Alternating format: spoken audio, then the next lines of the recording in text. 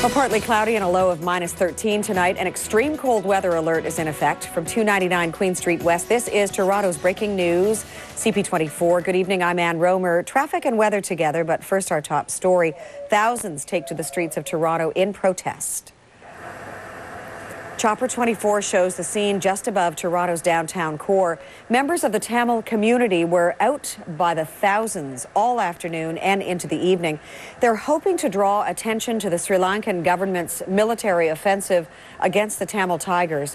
Today's demonstration was one of several in recent days in the GTA. Protesters say 800 civilians have been killed in the ongoing offensive in Sri Lanka. The government puts that number closer to 300. Earlier in the day, Tamils formed a human chain that stretched for kilometers, winding its way across major streets from Yonge and Bloor to Union Station and back again. Protesters were holding signs with messages like, "Stop the Tamil genocide in Sri Lanka," and they chanted slogans, "We want peace," and "Help us, Canada." There are thousands of people dying. There's no food, there's no aid going to them, and we need some help, and we need our government to step in, and it's about time because we've lost enough. Help the people who has no help back in home. They are suffering without food, shelters, and there's no medicine. Every day, innocent civilians are dying. Almost 400 to 500 people died this week alone. We would like to urge every government in the world to let them know war is not a solution. Peaceful solution need to be done. I came here to raise awareness to all the people in the GTA of why would we be standing here in this cold weather.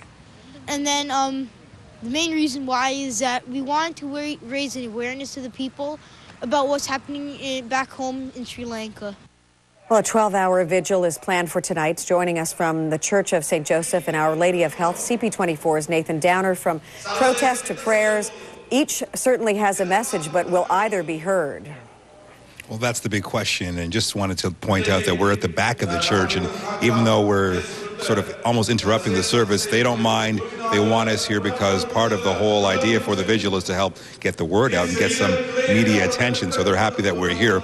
I've got Jude Aloysius back with me again, and I wanted to ask you, are they hearing about this back in Sri Lanka? Do they know about the demonstrations that are going on here? I'm not too sure about it because there's so much media restriction there in Sri Lanka. So I don't know how much information that they are giving out. They are saying that what's happening outside of Sri Lanka in the world, where all the Tamils who live outside Sri Lanka, where they're bringing this to the attention of the government, where they are all living to bring about peace in the country. So I don't think that they want to give this information out to the people who are living in Sri Lanka. You had a huge demonstration today, thousands of people there. Why have a vigil just a couple hours later? The vigil is for, as a faith community, to come together in prayer. Prayer is a very powerful thing that can heal a lot of things. Right now, the people are very hurt by the sufferings that's happening in Sri Lanka. Their relatives, their family, their brothers, their sisters who are hurt, and they haven't heard from them what's going on there. So they're suffering right now, and this is a place where, as faith, when they come in prayer, they can get some healing and some healing in their hearts. There's a God, that the God can do wonders. That's all the hope that we have right now. All right. You're asking for Canadians to be aware of what's going on. What else are you asking from Canadians? We want, especially the Canadian government, to tell the Sri Lankan government to stop the war there. And it's about time that they sat down and talked and brought about peace. Peace is very much more important, and they have to somehow find peace there. And all the governments have to help. All right, thanks for your help. That's the message. All right, Ann, back to you. All right, CP24's Nathan Downer, thank you very much. Well, the civil war in northern Sri Lanka started back in 1983 and has been raging off and on ever since. The rebel group is led by a Tamil liberation group fighting for independence. Tamils are in the minority in Sri Lanka, while the Sinhalese make up the majority. On Wednesday, Human Rights Watch called on both sides to allow an estimated 250,000 civilians trapped in the northern conflict zone to get out of the region.